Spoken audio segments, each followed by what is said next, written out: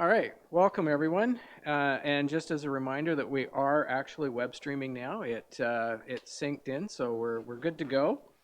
Um, the We are also recording, so anyone can go to the town's website and watch this meeting or any other meeting that they want as well.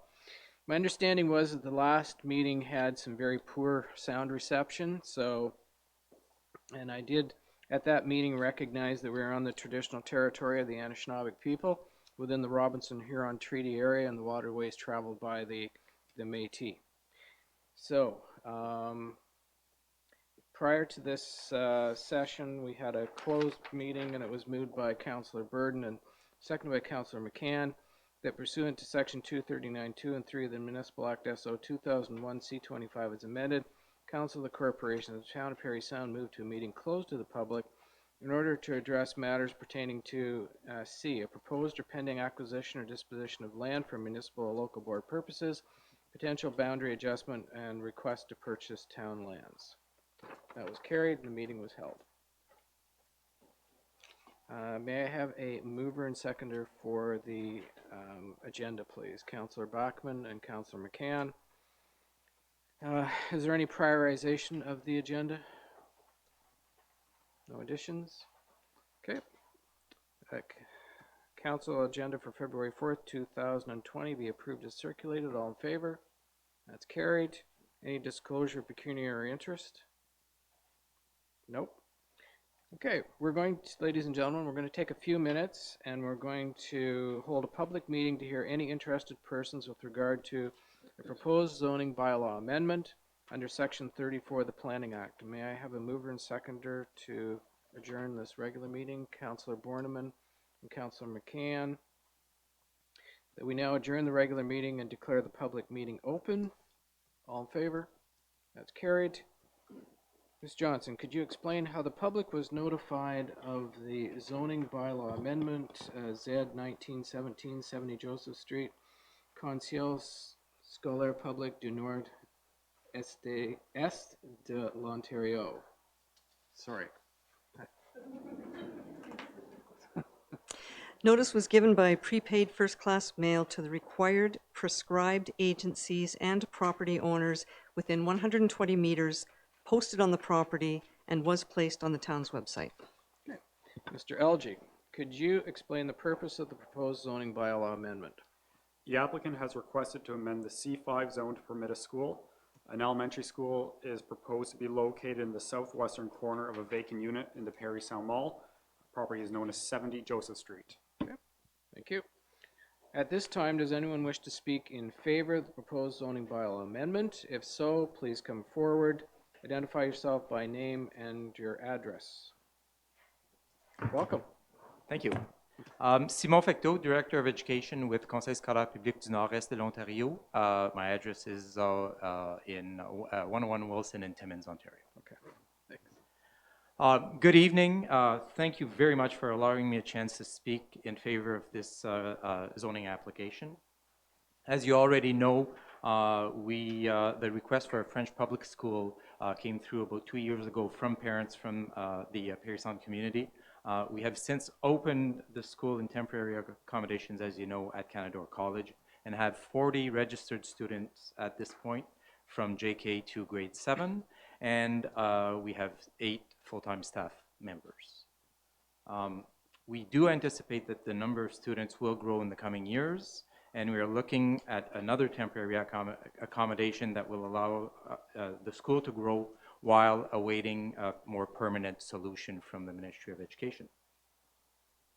We believe that the southwest section of the mall that was referred to earlier on, that's where right now the Harvest Church is presently situated. We believe that it would be appropriate for a school. It would have a separate entrance from the mall entrance, so it would be a back entrance, back of the building entrance. So it would be separate. Students or parents would not be going through the mall to get to the school. So this, the section we're looking at renting is about 9,000 square feet, and it already has a boys and girls washrooms. The space will be divided into 5 classrooms, a small gym, as well as administrative and office spaces. As stated earlier on, the school will have its own entrance at the back, and there will be a fenced-in area, play area at the back of the building as well. We have submitted a proposal to the Ministry of Education for funds, which will allow us to build a more permanent location for school in the future. We're hoping to get a response on that in the next month or so. That having been said, to be able to get that off the ground will take a while. So we're looking at the mall option for 2 to 3 years. Hopefully shorter than that, but we definitely are hoping to get a 2 or 3 year. We're going to be signing a 3-year lease with possibility of shortening that depending on what happens later on. So I just want to reiterate again, because we have heard through the community that some people might be concerned about the idea of a mall and students in the mall and so on. That is not the idea. If you know the section, it's the very back section. There is a door that will be coming out to the mall, but that's going to be strictly a door in case of emergencies. So it's going to be locked at all times, just for to have an emergency evacuation door at that spot. So we were looking at really having a section of that mall that is going to be sort of a standalone school for the students at the back. So I thank you for considering the application, and I certainly hope that you will move ahead and approve the amendment. Have a nice evening. Okay, thank you. Is there anyone else that wishes to speak in favor of the proposed zoning bylaw amendment?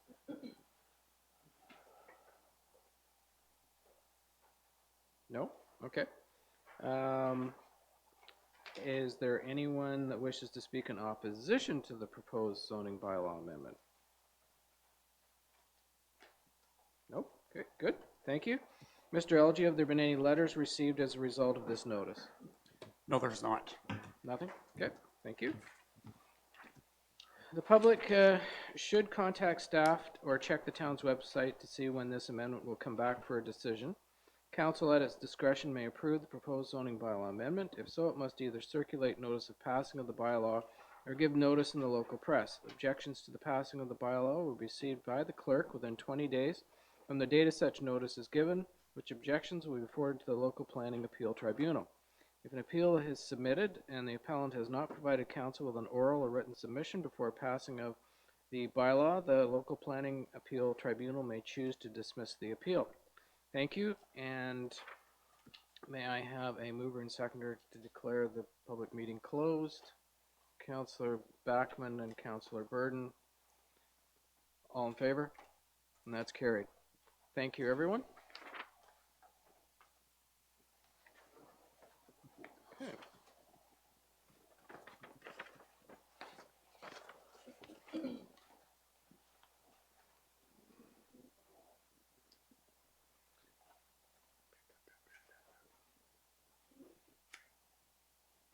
May I have a mover and seconder for the minutes, please?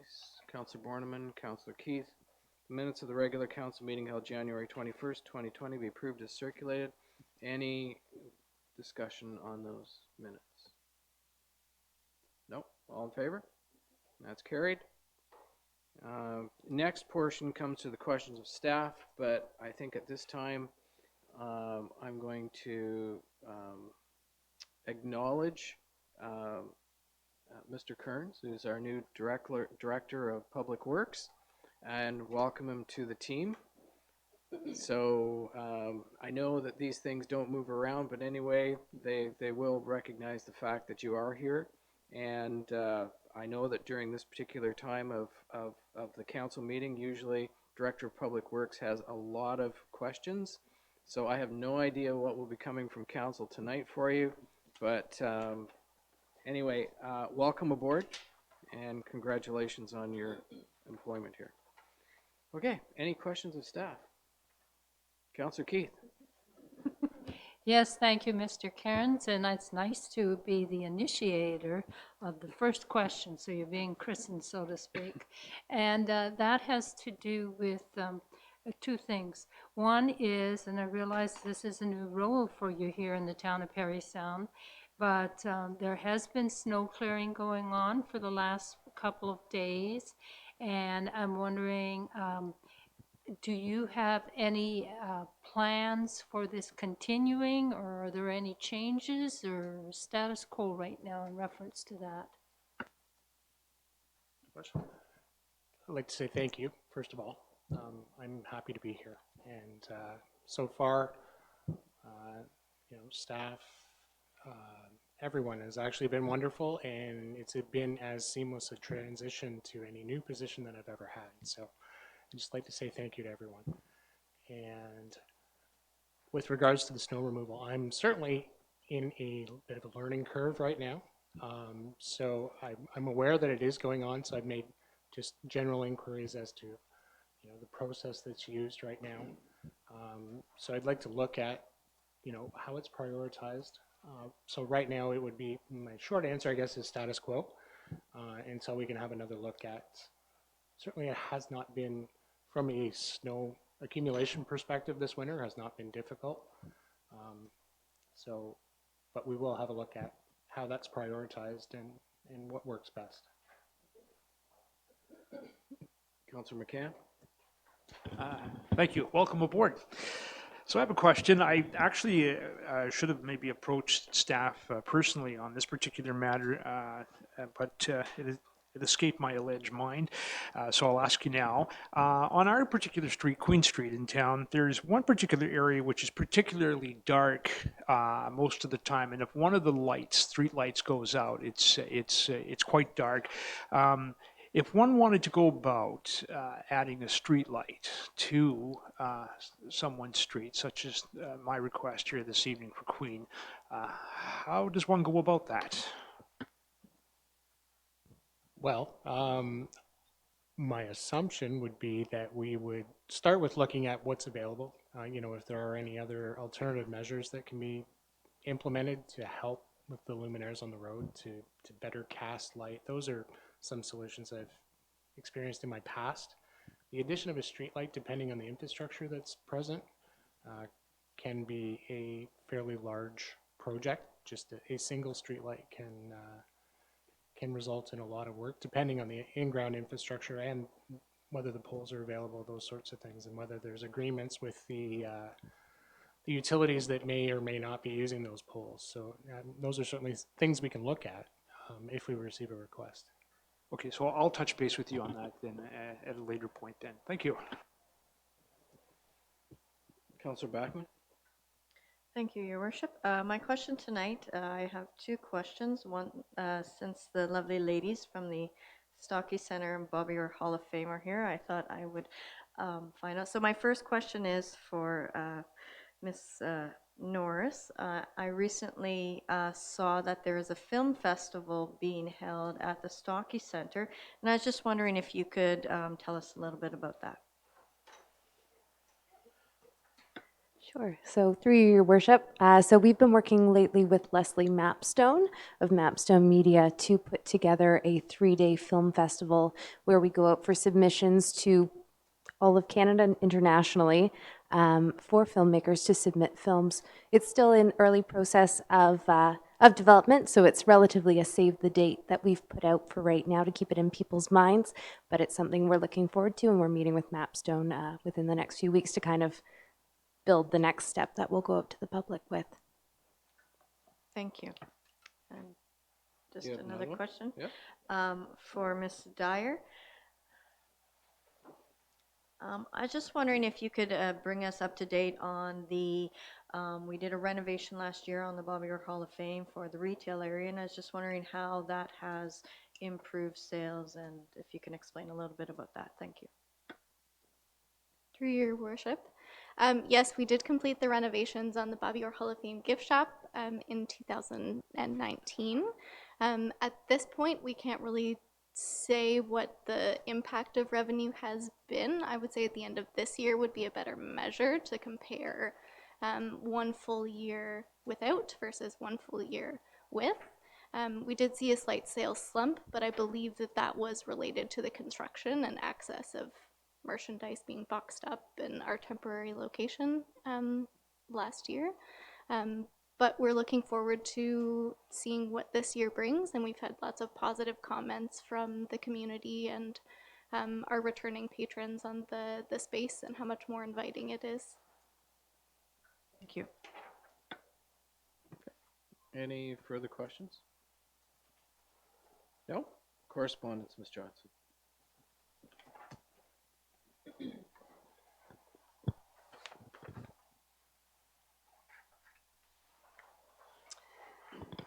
Your Worship, we have several items of correspondence. The first two are related from Minister Todd Smith of the Ministry of Children, Community and Social Services. The first letter came in December alerting the municipality and the public that there would be public consultations regarding a new 5-year strategy on poverty reduction. The second letter that came in just last week was an update indicating that there's now an online survey available regarding the new 5-year strategy. So people can both write into the ministry and also participate in the online survey. And that will be available until March 30th, 2020. And the site is at ontario.ca/poverty survey. So that's ontario.ca/poverty survey. The second letter is from Zach Crafts and Emma Kitchen, and they have cited safety concerns along Isabella Street where it meets Wood Street, and in order to address those safety concerns are requesting road widening and inclusion of a sidewalk and bicycle lane. They find it particularly difficult in wintertime with the snow. The third item is from Mr. Joe Boleski regarding water drainage issues at 7 Edward Street. That matter has been referred to the Director of Public Works as well as, of course, being circulated to all members of council. The last item is from Dan DeNicolo, President of the Parry Sound Area Chamber of Commerce, and it's regarding a summary of the 2019 activities as a background to the Chamber of Commerce's request for 2020 funding. Originally, the Chamber of Commerce was to make a deputation this evening. I understand they're not able to, but they would have provided a more fulsome report then in the deputation to back up that letter. And that's all the correspondence. Perfect, thank you. So our deputations tonight, we have two. So the first one is from Nadine Hammond, curator of the Museum on Tower Hill. Welcome.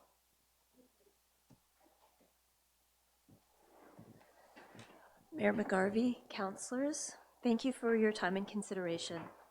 I want to start by thanking you for your support in 2019. With the funds you contributed, we produced 7 exhibitions for the West Parry Sound District, continued presenting popular programs such as the Genealogy Club and Wine and Wreath.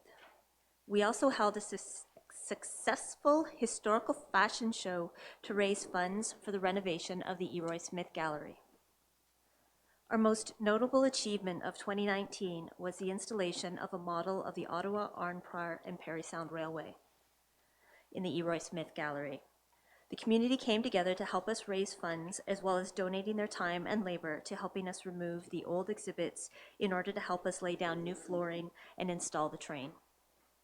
There is still more work to be done in the Eroy Smith Gallery in order to achieve the same caliber of exhibits that were formerly housed in that gallery. In 2020, the museum hopes to complete the installation of the model train. This includes electrical work as well as installing protective glass. Work with the Trappers Council to create a Trappers cabin within the gallery, install an exhibition on the Indigenous peoples of the area, and return the Fresnel lens from a lighthouse to the gallery with a new base that will help tell the stories of lighthouses in our area. As we anticipate the Eroy Smith Gallery to be closed for most, if not all of 2020, we will be creating what we hope will be a spectacular logging exhibition in our lower gallery that will run for most of 2020. Upstairs in the Lions Room, we will continue to feature short-run exhibitions that are meant to engage the interest of a wide variety of individuals. Typically, we see about 7,000 people walk through our doors. This year, I brought a map. Actually, I brought a video with a map. that will illustrate where our visitors come from.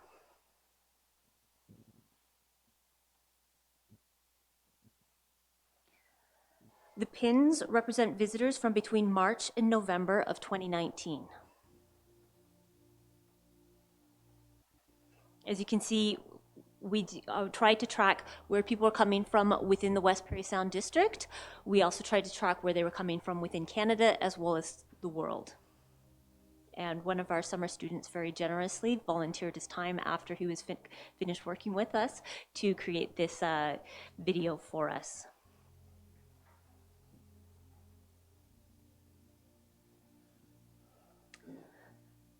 So what this particular video serves to illustrate is that museums are an important part of tourism as well as healthy communities. In 2020, the museum hopes to continue to focus on fun stuff like producing engaging exhibits and programs that will bring heritage to life. We will also be focusing on future and the sustainability of the museum, looking at ways to improve the facility through repairs and upgrades, as well as maintaining or increasing our resources. And once again, thank you for your time. Thank you. That's pretty interesting. Yeah, it was Yeah. really neat to see where everybody was coming from this year. That's pretty cool. Questions? Councillor Backman and then Councillor McCann. Thank you for your presentation tonight. A couple questions. What funding do you receive from the provincial or federal governments? It depends on what we apply for. Every year we receive what's called a CMOG grant, so it is Community Museum Operating Grant. We've also applied to Trillium for a capital grant last year. We've applied for it and received a seed grant this year. A lot of it is project-based, so it depends on which projects we are currently working on. I anticipate to apply to the Cultural Spaces Funds in order to complete a feasibility study on the building. But at this point, I haven't done that. We also receive NOHFC funding. Councillor McCann. Thank you, Nadine. Nice report. Two questions. The model train, it's a very complex installation, and I know a lot of people are anxious to see it. Could you explain to the public what it is and why it is that it's going to take at least another 12 months before they get to see it, and it's worth the wait? That's my first question. The model is quite large. I don't know the exact footage of it, but to give you some scale, it ended up being 10 feet longer than we anticipated, and there was quite detailed drawings of it. So to be off by 10 feet should give you an idea. It takes up most of it takes up the whole back wall as well as about 2/3 of one of the side walls. It is primarily set up. However, we need to have electrical work done in order to meet fire safety codes and also in order to keep it running. The electrical work underneath is sensitive. He had it right in, we had a sneak peek in November 22nd, where we had it running, but halfway through the event, something went wrong, it shorted, and the train stopped. So we're trying to work out all of those kinks, as well as we need to install protective glass because the track itself is electrified.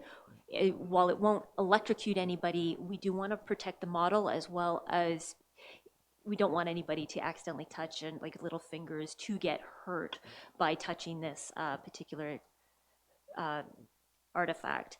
As well, it's more than just the train. The exhibits that were in there were so complex. They had moving parts and they were quite engaging. We want to return that gallery to that same level, so we want to install more exhibits so you're not just coming in to see the train, which is unfortunately what that room is at the moment. So that's what the holdup is.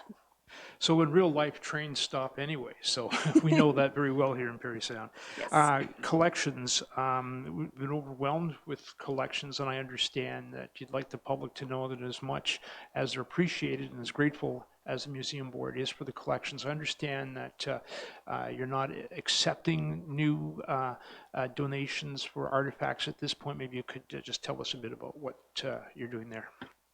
We are accepting them, but we're very limited. Our gut instinct right now is to say no to new artifacts unless it's something that we just can't pass up on. The reason for this is because we're short on storage space. So part of the reason is because of the renovations to the Eroy Smith Gallery. We've got exhibit components in every spare room we can possibly allocate to be storage, as well as the collections room. So that is the primary reason we're not collecting at this point. We also want to move away from just collecting random items. We're trying to move towards what's called selective collecting, which means we know what we have in our collections and we know what we're missing. So when people come in, we can say, oh, well, we have this iron, we have an example of it, we don't need this particular item. But if somebody comes in with a badge from the 1953 curling club, we can say, oh, we don't have this in our collection, this is a rare item, we're gonna keep it. So that's what we're trying to move forward to. Thanks, and thanks for all the hard work you do. Councillor Borneman. You've told us all about what's coming. Here's your opportunity to shamelessly plug what you've got there next for the next several months. All right, we Get have in the door. right now we have the What's New exhibit on. We're going to be shutting down that in the next couple of weeks, and we're going to be opening the Avro Arrow exhibit on February the 20th. We're also working towards getting a logging exhibition up and running, and that will be opening at the beginning of March and run for most of the year.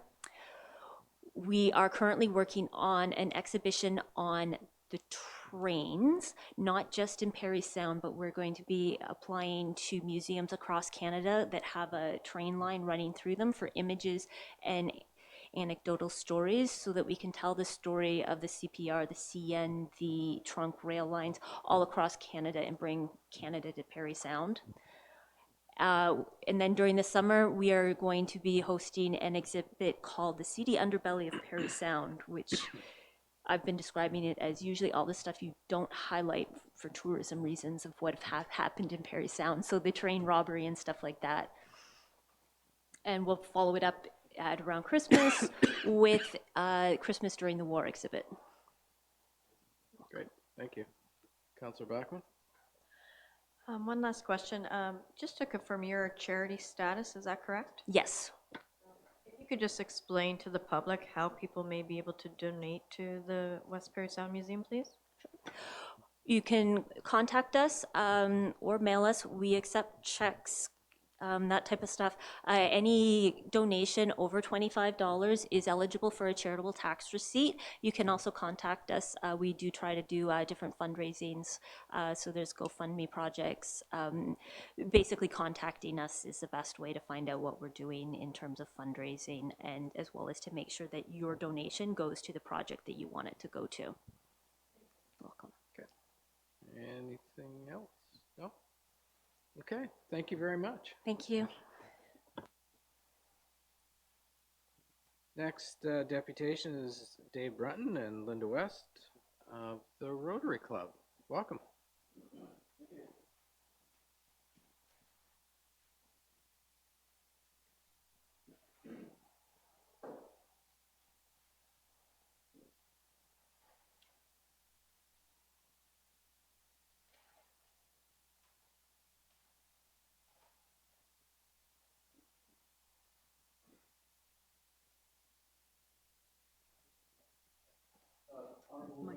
Oh, the microphone. Click the button on the front. Yeah. Oh, there we go. There you go. You're good All right. Take two. Honorable Mayor McGarvey, councilors, staff members, and members of the public. My name is David Brunton, past president of the Rotary Club of Parry Sound, and I'm accompanied by our honorable president, Linda West. I say former Rotary Club of Parry Sound, as our membership has acknowledged and recognized the fact that not only does our club serve many organizations and individuals throughout the West Parry Sound area, but we're also supported by many governments, businesses, and individuals in the West Parry Sound area. So our membership has adopted the new name Rotary Club of West Parry Sound. We want to thank you for your past support to Rotary and or the RAICH and or Three Pitch, formerly known as the RAICH. And we would like to acknowledge especially April McNamara and her staff for their wonderful support in our first year, annual year last year. And also for allowing us to present to you today sponsorship opportunities available for our second annual Three Pitch tournament, in which we are supporting the cancer care at our West Parry Sound Health Center and the many projects and individuals of the Rotary Club of West Parry Sound. Last year, I'll just give you a little brief of how we were supported through various donations. Through our event last year, we had, that's your cue. There we are. So here we see Donald Sanderson, CEO of the West Parry Sound Health Center, after piping in the opening ceremonies, choirs and special guests, with a special commemorative poster presentation to Dr. Tom and Mrs. Higgins for their work for over the past 15 years, raising over $1 million towards cancer care. And we see on our next slide, people of all ages were gathered and having lots of fun. You can see with all those smiles. And then with our next picture here, you'll see that we had survived the first time ever in 15 years of the race that I've been involved with. In our first year, we had monsoon rains and winds. It's unbelievable. As you can see, people were being creative and adapting new equipment to help survive the weather conditions. But everybody played ball, and the only thing that would have kept them from playing ball would be maybe some thunder rumbling in the distance. So it was really, really appreciated. As they came off the field, of course, you can imagine they were cold and wet. It's June, you expect to be hot and sweaty. We had some great support from Ace Rentals and Georgian Rentals to help players dry out and keep warm as they donated heaters for the cause. And so we thought we'd just brief over how Rotary spends its money that is raised. And every year Rotary has a new theme, which is it's decided upon by Rotary International. And this year's theme is Rotary Connects the World.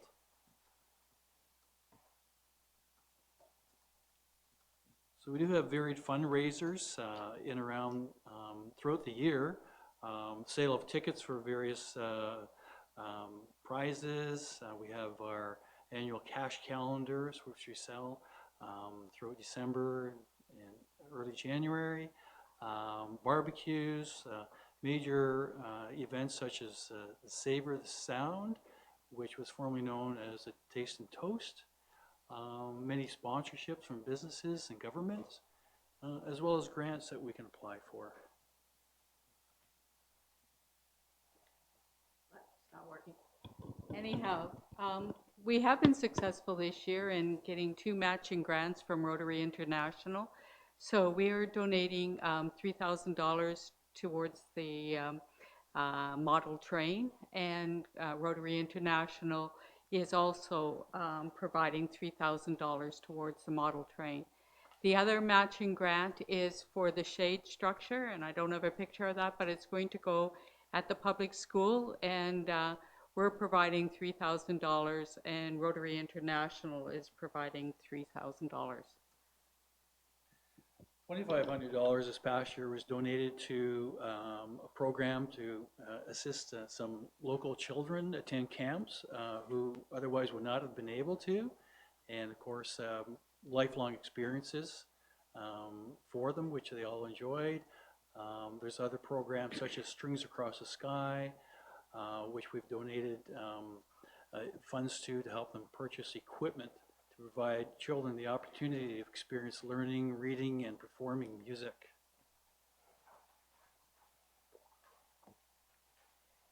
Yes, and we do raise money for various internationals, the top one being polio. But when we fundraise for that, the public is very aware of what we're fundraising for, and so the monies then are earmarked to go international. So we raised $3,000 in an event at the Legion this year, which was matched by Bill Gates. So there's $9,000 going towards providing polio vaccinations, mostly in Afghanistan, I understand, where there's the less than 40 people having polio, and actually 2 out of the 3 varieties of polio have now been eliminated. This was past Christmas, marked our 10th anniversary of the Rotary program. Christmas hampers for 100 families were donated, which provided a fresh turkey and all the trimmings for a full turkey dinner. And that was in conjunction with the Salvation Army. One of the areas that we oops, I'm on the, anyhow, we're thank you for your participation in getting the filmmaking school going. It's going well. We will have multiple films produced by, well, there's going to be about 18 people who will know how to produce films, and we will have multiple films about World War II vets at the end.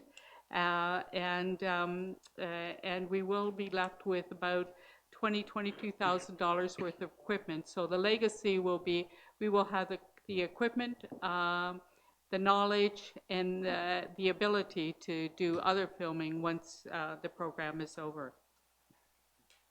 So not only are we able to provide programs such as this through partnerships with the town and through funding through Trilliums, but also through events like our 3-pitch, we're able to support the Salvation Army with a donation of $25,000 towards their new emergency response vehicle. Oh, sorry. Yes, you did jump the gun on me. Anyhow, mobility devices are providing an extreme challenge this year.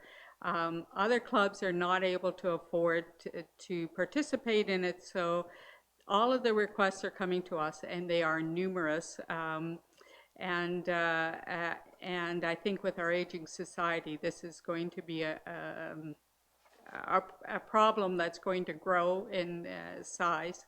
The mobility devices, if there's any funding provided by the government, is only provided at 75%. So if somebody needs a specialized wheelchair and that costs $4,000, they're left with needing to be able to fund $1,000, and some of them can't. And you know, we work with social workers and to ensure that they truly can't afford it themselves. But this volume is growing very, very rapidly, and it's also growing in the size of the requests are growing per device, and that's, so it's an extreme problem for us at this stage. And so you may have heard that through partnerships with people like the town of Parry Sound and through Trillium grants, being able to sponsor the film project, and we have ongoing major donations that we were able to contribute, and that's mainly because of events like our major fundraiser, the 3-pitch. And $25,000 was donated towards the Salvation Army and the emergency response vehicle. And of course, ongoing support of the trail systems all through the Parry Sound and Seguin Trail, as well as past projects such as the wonderful support for the kitchen facility at the Stocky Center. In the donation. Oh, This year, we were able to donate $20,000 towards cancer care equipment. And so where some of the monies comes from is this opportunity to sponsor. We have requested silver sponsorship from the town and the townships. 2 townships came forward at the silver level last year, Seguin and the Archipelago, and 3 others at other rates. So we're hoping that some step up to the sponsorship. The sponsorship actually ends up being some of the early monies that allows us to then go out and pay for the early parts of it. And I think that the whole event is going to be quite dynamic this year, in that we're going to have the beer festival, we're going to have Marshall Dane, so I think it's going to be a pretty great event. And so, in closing, along with these new additions this year, the Marshall Dane Band, who we're really excited about. He's a 5-time Country Music Award nominee, as well as he's bringing his band. We have Muskoka Roads playing on Saturday evening, and of course our silent auction, which will be running throughout the weekend. Giving everybody the opportunity to do some early Christmas shopping or anniversary shopping.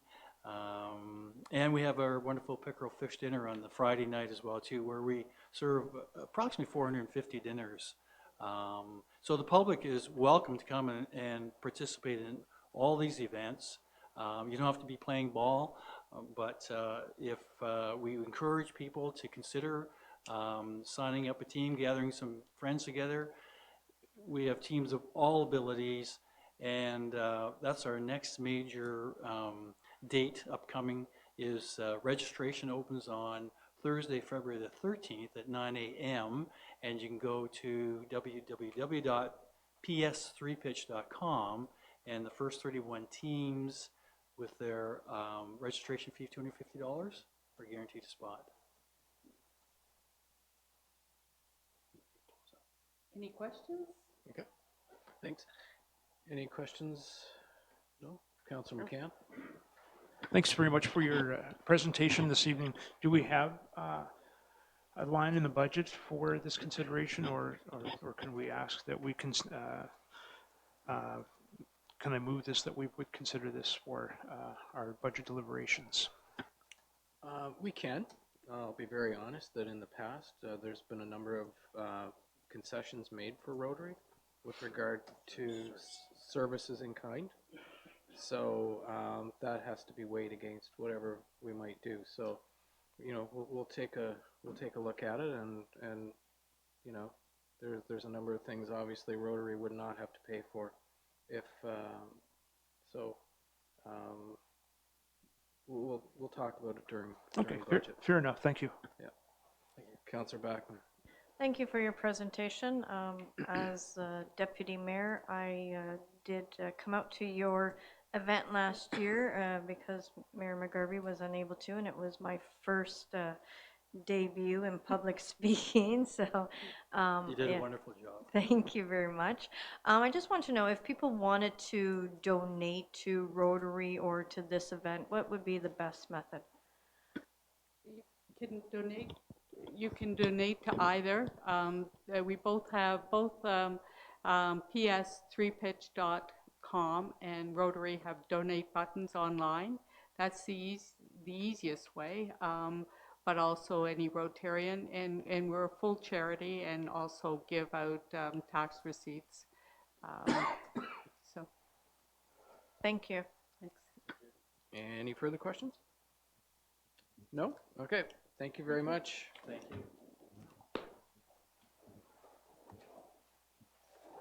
Okay, we're going to have reports now, and we'll start with Councillor Borneman.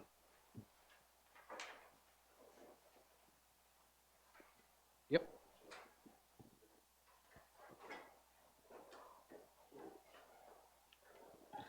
Good evening, Your Worship. January 22nd, the board at Belvedere Heights met. This was our first, I think, official meeting with our new administrator, Cammie Johnson. On that occasion, the board agreed to enter into a consulting services arrangement with the West Parry Sound Health Center to manage issues like finance, HR, and IT. Personally, I'm hopeful that this will be an interim step towards the Ontario Health Team proposal. The following day, and again on the 28th of January, the Airport Commission met. Commission's application to the federal government's funding was refused a number of months ago, but they've been scouring all available funding arrangements through both senior levels of government. The project is shovel ready. The design and engineering are complete. While I'm not able to advise what financial impact this might have on the town, I do think that it's something that we need to be preparing for in our budgeting process as we move forward. I expect that there'll be some ask of us eventually, and I think we need to be prepared for that. Recently, Councillors Bachman and Burton and myself had reported regarding a pending sale of property at the Parry Sound Industrial Park. I'm pleased to advise Council that last week, along with Mayor Robinson, I signed the legal documents to complete the sale of 3 lots to Eco Developments. Their plan includes a model home in Parry Sound is to construct homes on site at the facility in the park, and I'm going to say position them on the homeowner's property as weather permits. It's our understanding from their presentation that they'll be looking to recruit and train employees from the area as this moves forward, so we look forward to working further with them and hope that they're successful in their undertaking. You're going to speak about Family Day. Yeah. That's my report. Councillor McCann. Thanks very much. Councillor Borneman, I thought you had a whole lot more there, but I have a short report. Thank you. Good evening, Mr. Mayor and Council and staff and the public. As Councillor Borneman mentioned, the Belvedere Heights Board of Management met on the 22nd this past month, January.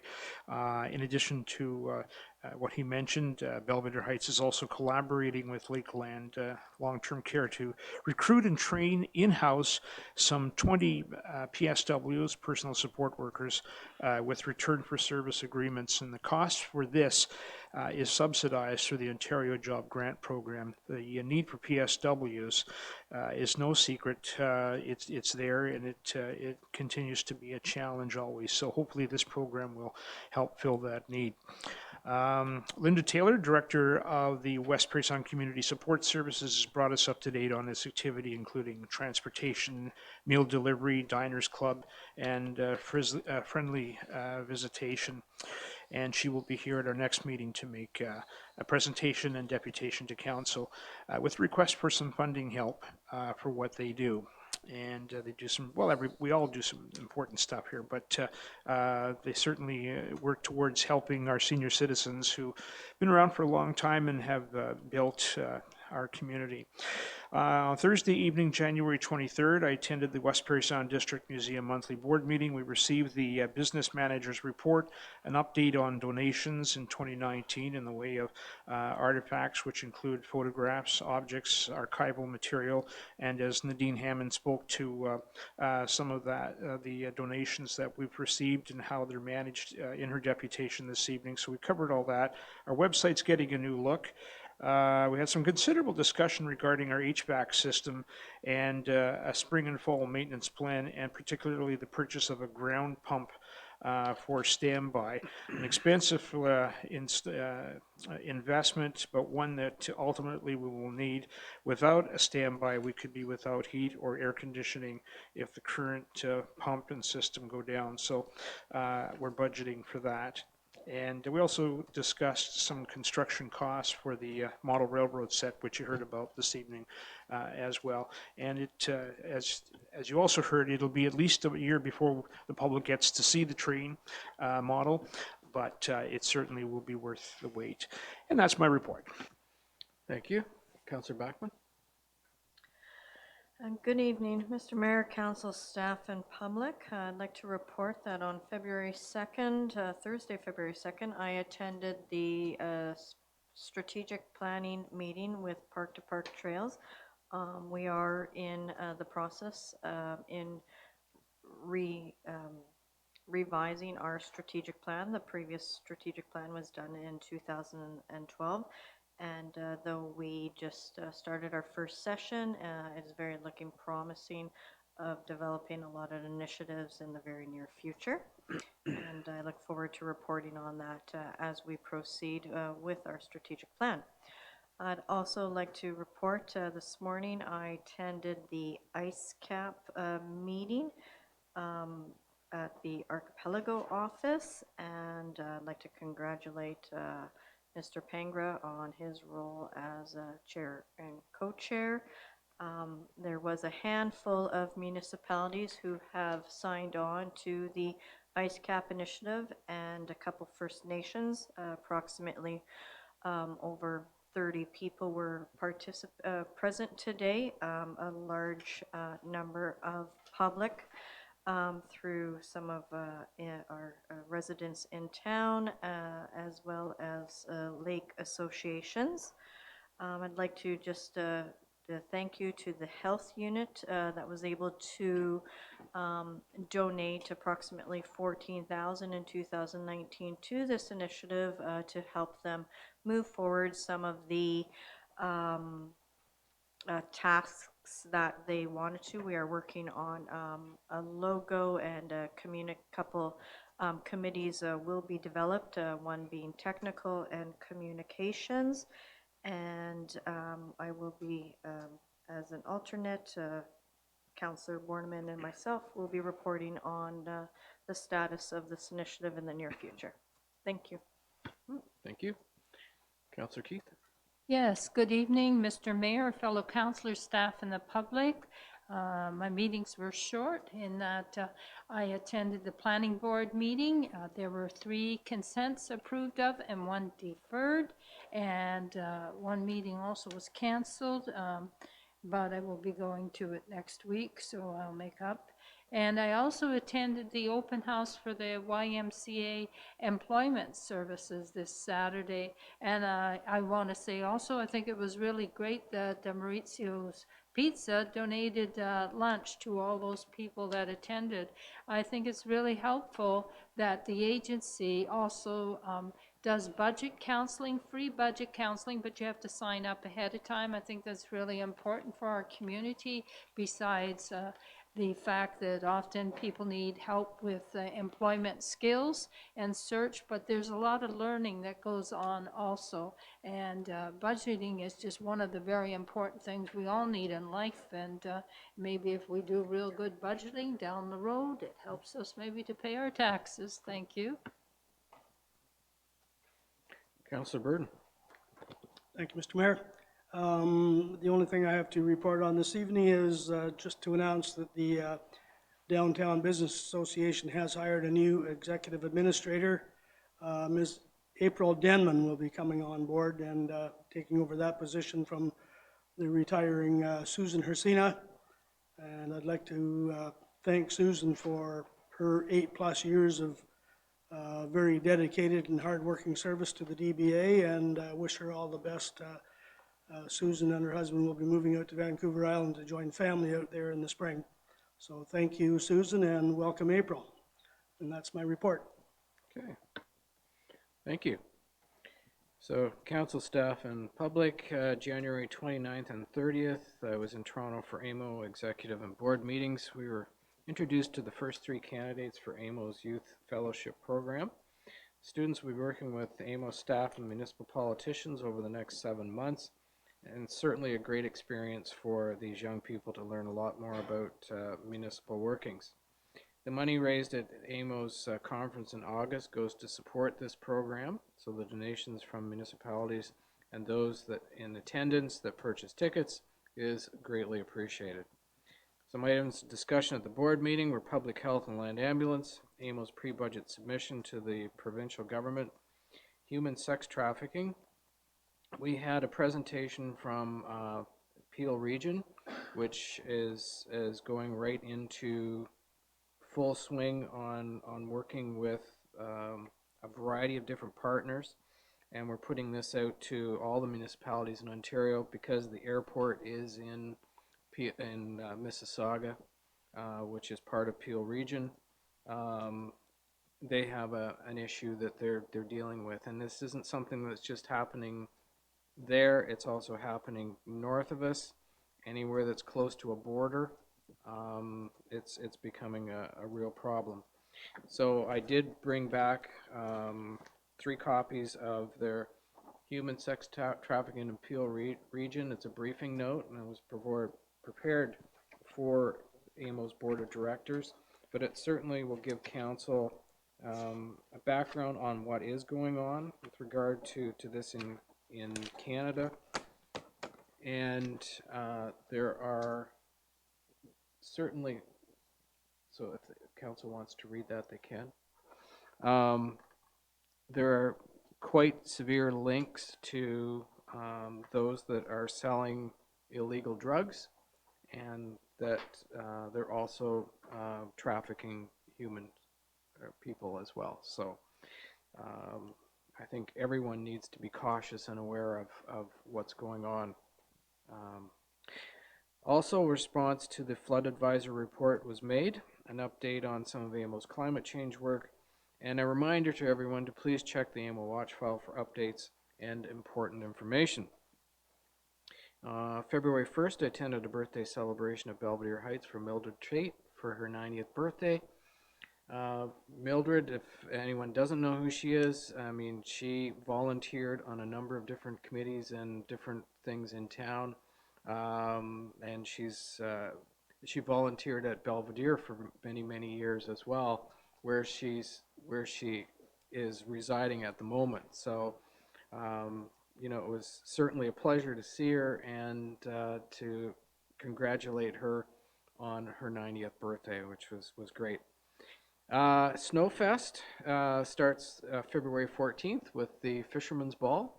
So if you're looking for a Valentine's dinner, it will be at the Stocky Center, and Jim McCoubry puts on the meal with his volunteers. It's usually an absolutely fantastic meal with all kinds of food.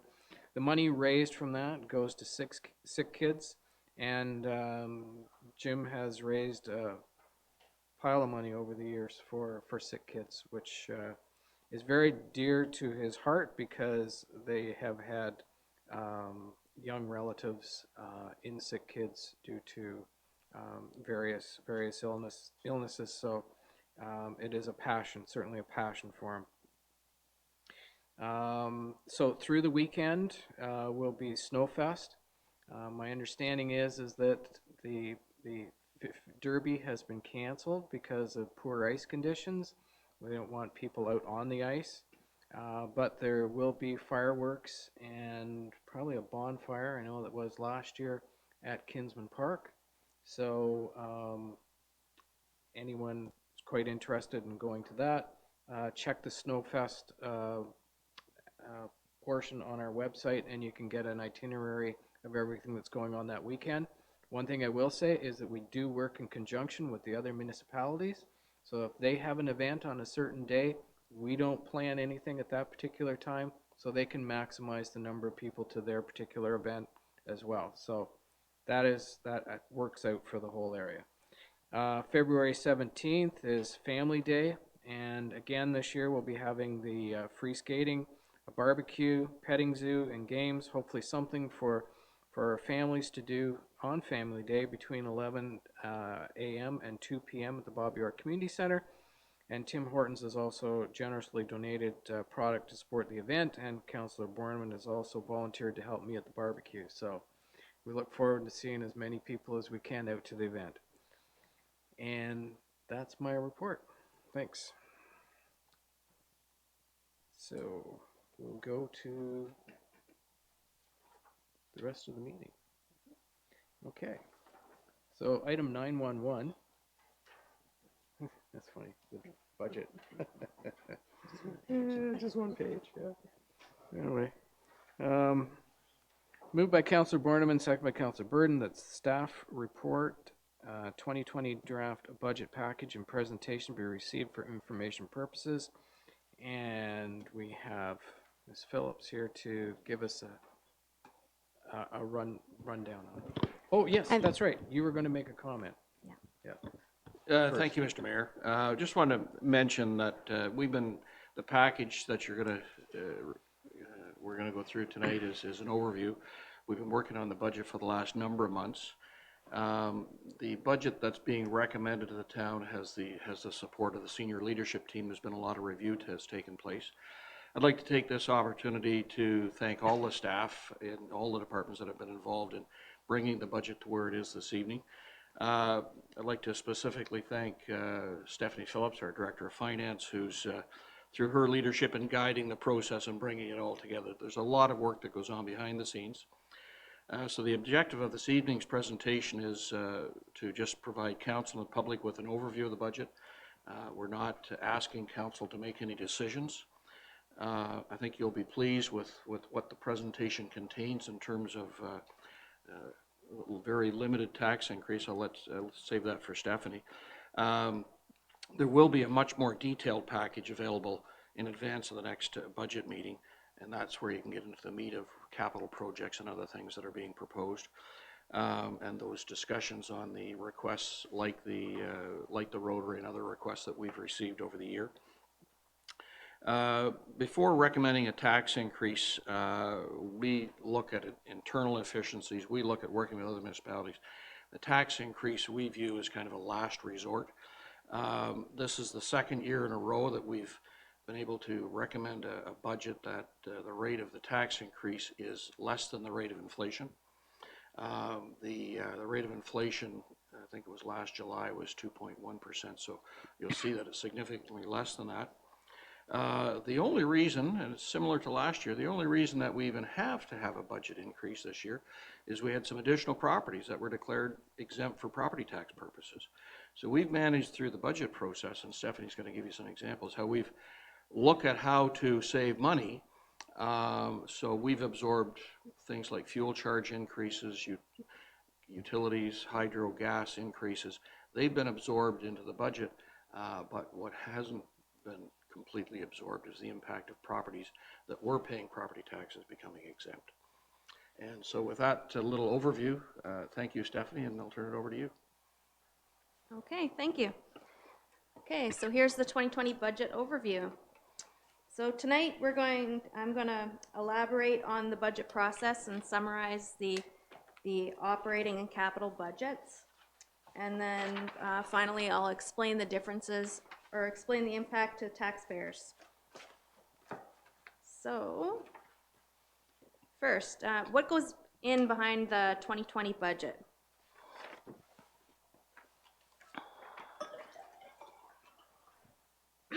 So firstly, the planning process is quite in-depth in that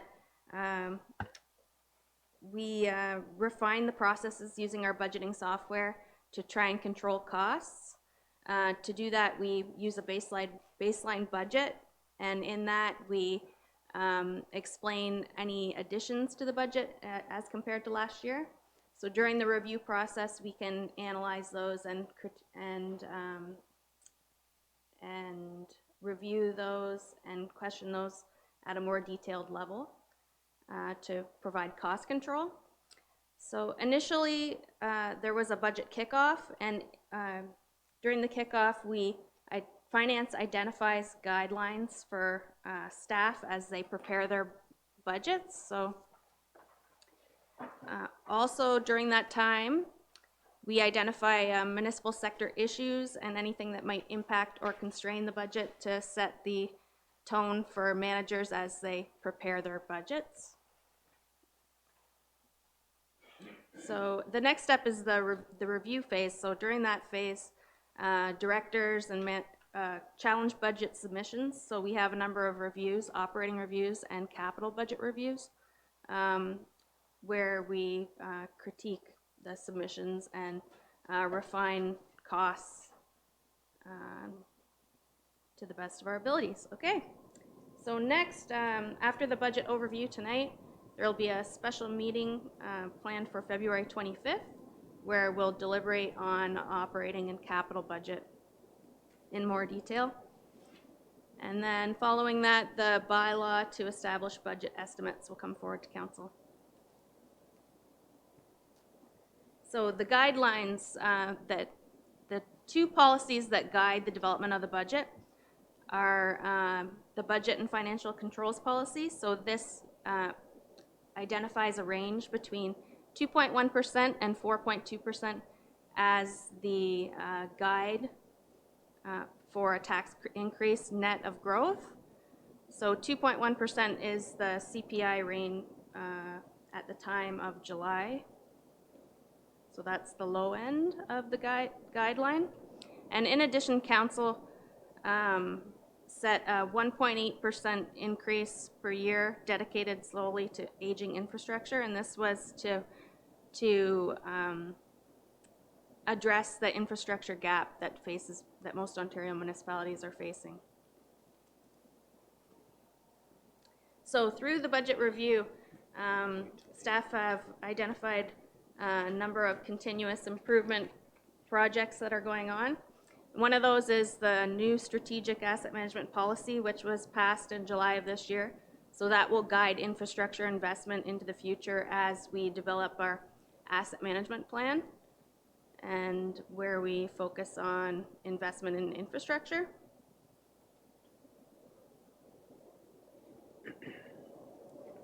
Okay. So there's a number of more projects on this slide, and one of those is modernizing compactors at the land transfer station to reduce waste transport charges, for example. And there are a number of other cost reduction initiatives that are going on, and these impact the 2020 draft budget that will be presented to you. So again, this year, in the draft budget, we'll compare the town of Parry Sound with other similar municipalities, and in doing that, we can identify similarities and differences that will compare the town with other municipalities to provide us with a greater understanding. So the operating budget in perspective. So far there's 32.3 million in the budget of operating expenses, and of those 13.9 million, or approximately 30%, are actually tax supported. The other expenses are water and wastewater expenses, POA, land ambulance. So for every additional $110,000, that would be approximately a 1% increase in taxes. So what this shows is 9.8 million will be required from taxation. Of the 13 million for operating expenses, 29% of those are external transfers for levies. And as you can see from the graph, OPP is by far the largest levy. So that provides, or that, so this 30% constrains us on what kind of a tax increase that we are required. So what this shows is there's a small increase expected in for health unit.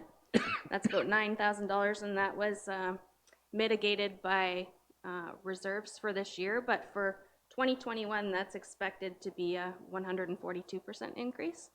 So the white bar that you see here is transferring a little bit to reserve to try and plan for an increase next year as well, so that we're not taking it all in one year kind of thing.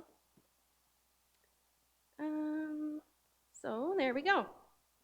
So into the draft 2020 capital budget. So 10.8 million in projects from 2019 are carried forward into 2020. The largest of that is Wabick Street. So Wabick Street is a multi-year project, so that's still continuing into 2020. And Isabella Street, which is just the second layer coat, so it's almost complete. So there's just a little bit more to do on that project. Of the 2020 projects, 5 million in grant funding goes towards that. And some of the new projects there are 2.2 million approximately in water and wastewater projects, and a number of other projects throughout different departments. So of the 1.5 million that's going to be required for taxation for the capital levy, a portion of that goes towards debt repayment, contribution to a fleet reserve, contribution to building replacement, and to equipment reserves to fund fleet. So the 1.8% increase is to fund increasing costs of infrastructure replacement. So that happens with inflation, and as time goes by, that's expected that it would cost more to replace the assets than initially. So this slide pulls it all together. So the town requires $302,000 approximately in additional funds in 2020 net growth. What this is a 2.76% increase net of growth. 1.8% of that is for the infrastructure levy, and the operating increase is 0.96%. So despite pressures regarding the tax write-offs that were previously mentioned, the town has still managed to control costs below inflationary levels.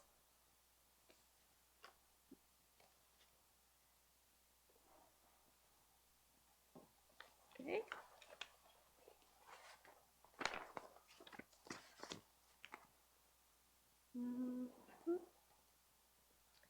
So what this slide shows is the impact to the taxpayer. So there's an example here where Mr. Smith finds out on January 1st, 2016 from MPAC that his property is valued at $110,000, and that increase, $2,500 per year, happens over a 4-year phase-in. So what this shows here is that in this example, $18.48 is a change to the property taxes for this individual to do with property assessment phase-in increases alone. And then the change to the levy requirement is $49.71, and that's if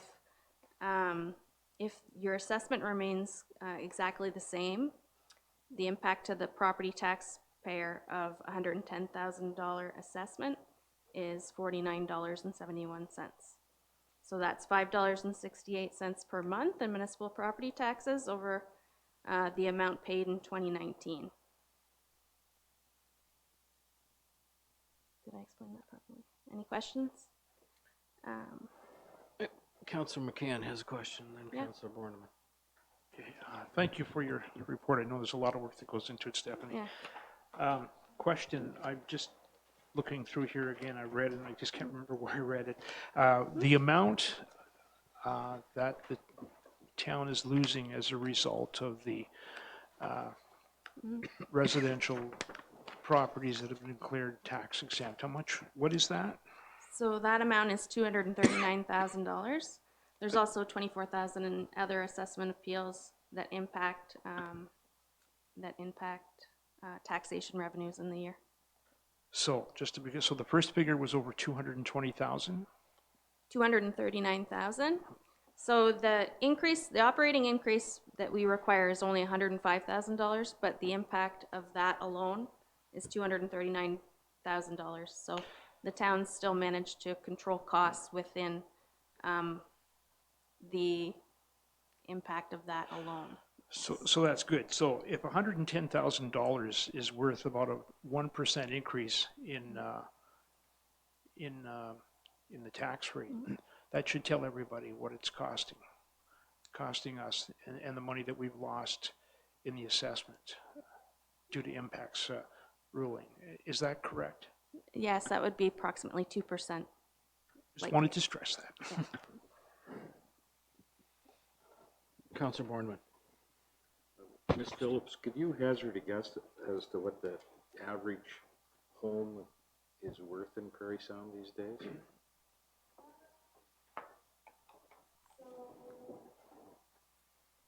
I can come back with that figure at the next deliberations, but I think it's like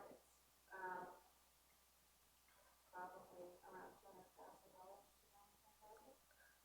I guess what my question, where I'm going with this is, Stephanie, when we come back to the next meeting, could you sort of have that number and tell those folks what their tax increase is going to look like?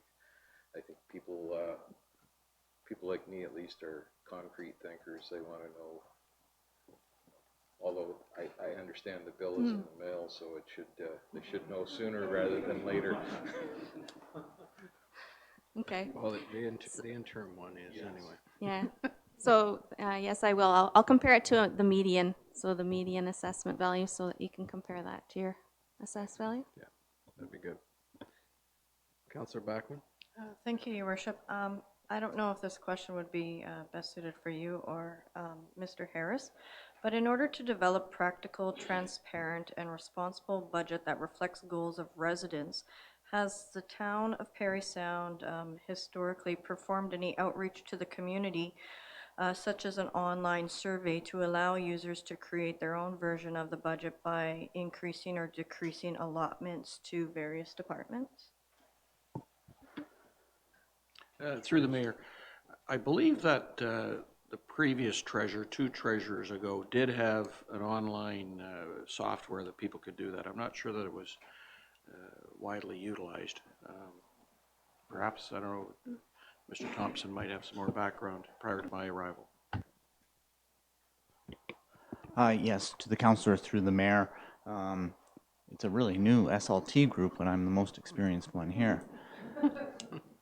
We had previously used online tools during Trevor Pinn's time here as councillor, and I believe we did it for 3 years. And we used a variety of tools. One of them was such as you have just described, and where a resident who was utilizing the tool could reallocate funds in between different departments or for different purposes, and yet see what that was going to do to the overall tax percentage change. We did do that for 3 years, and we did it for 3 years to try to see if we could gain some momentum in the utilization of the tool. Unfortunately, there was not a significant uptake in people participating in that particular way of providing input to the budget, and so that is one of the reasons why it was phased out over the past 2 years. Ms. Phillips. Oh. And also, I sat through a demo, and the cost to do that kind of public engagement is quite high. So if there's decisions to be made where that really impact the community, then we could revisit that at a time when that goes on, like if there's examples of like capital investments that we're not sure if we're going to go one way or the other, we could revisit it at that time. To follow up, I've seen in other municipalities the utilization of a product called SurveyMonkey. It is, I think, probably free to use. I don't know if it gives you the ability, it's definitely not the ability to fluctuate allotments, but it definitely allows for questions or user engagement. So I just wanted to throw that out there. Thank you. Councillor Keith. Yes, I had a couple of questions, and one had to do with when you were doing the presentation here, Ms. Phillips. You indicated at one point that you had compared things to other municipalities. Are you comparing to municipalities of 2019 in their budgets, or are these the early birds for 2020? Yes, so we compare actual data, so actual FIR data that's collected on Ontario municipalities. So to do the benchmarking, that's the best data to use because it's complete and audited. And so what would be the year for that then? 2019. 2019. And my second question, thank you, Mr. Mayor, and that would be, tonight you presented an overall information, which of course was televised, but I think people that want to have a little bit more meat, yes, they can wait till February 25th, but I'm wondering, because there's a lot of information that's been presented here tonight, not everybody's a numbers person, shall we say, and because they need concrete, and so I can understand Councillor Borneman's comments there. Will there be somewhat of another review, whether it's after the February 25th meeting or the next meeting? Because I just think there was a lot of information, and I know for myself, even writing notes and listening, I don't believe that I could get it all, but perhaps everybody is more gifted than I. So I just want to correct my response to your first question. So it was 2018 data, so that's audited results for the benchmarking.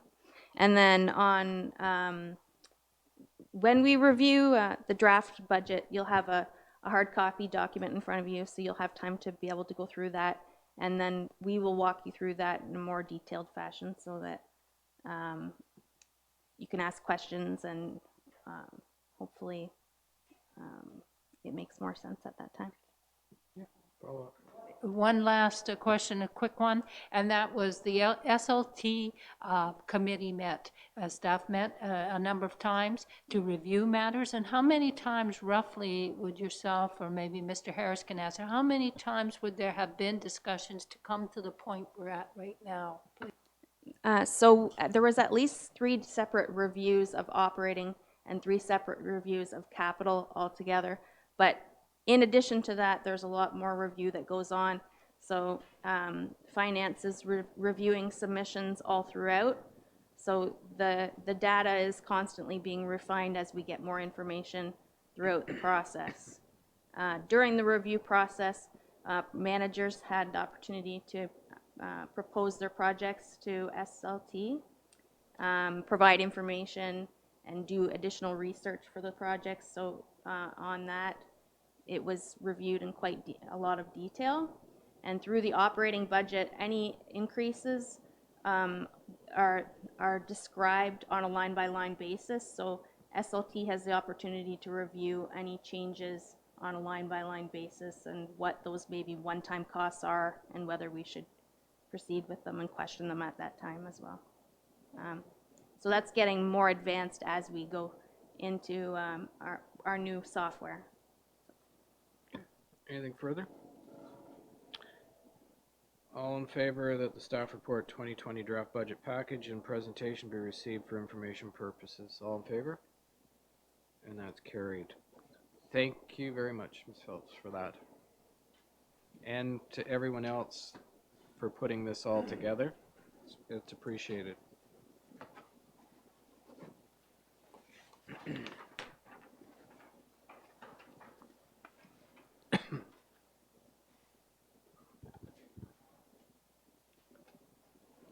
Next item is 941. It's moved by Councillor Burden and seconded by Councillor McCann.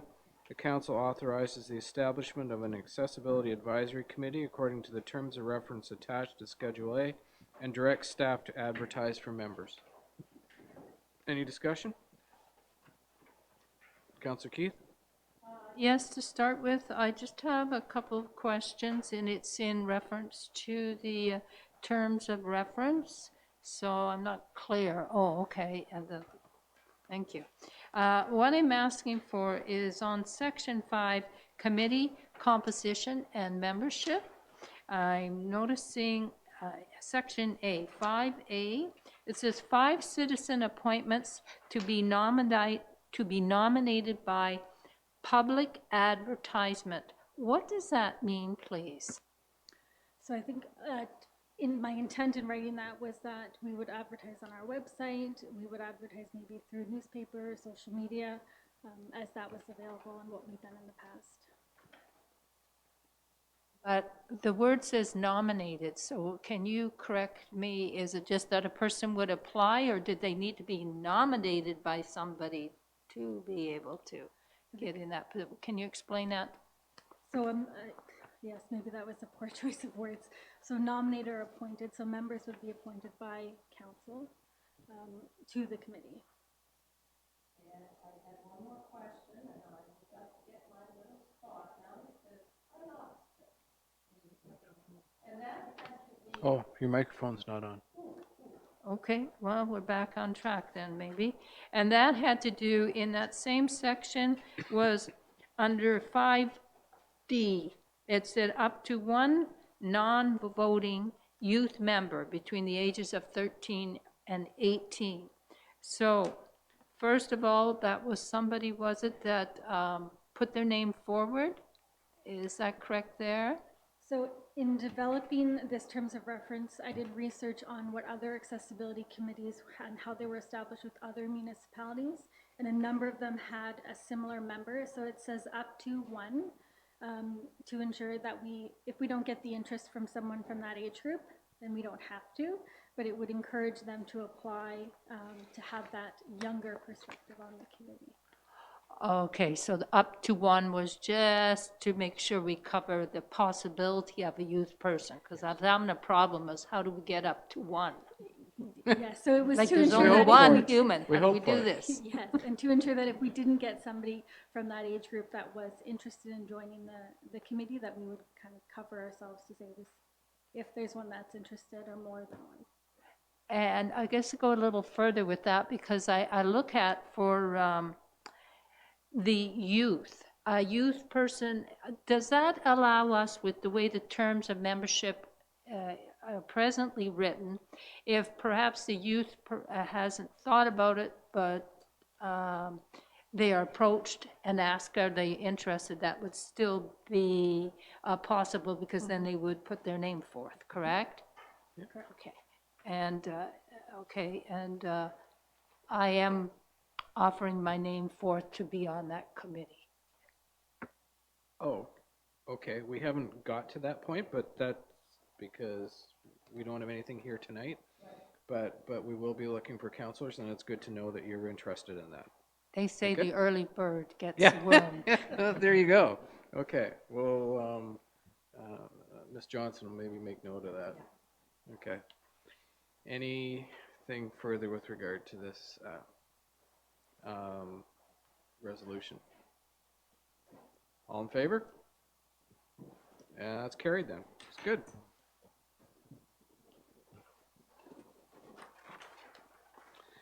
Here we go.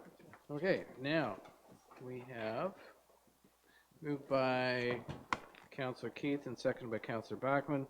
The Council for the Town of Parry Sound approved the 2020-2030 Strategic Plan Sustainability in the form as attached to Schedule A. And we welcome Ms. Montgomery from Red Brick Communications, and we have Chief Thompson there as well. Is there any preliminary preamble you've got for this, or no? You're good? Okay. So we will begin with your presentation. Thank you. All right. Well, through you, Your Worship, thank you very much for having me back tonight. I really appreciate the opportunity to be here tonight and to present to you how far we've come with the draft strategic plan that you have before you. You know, I think there's a few things that we're going to highlight tonight that I hope you're excited by.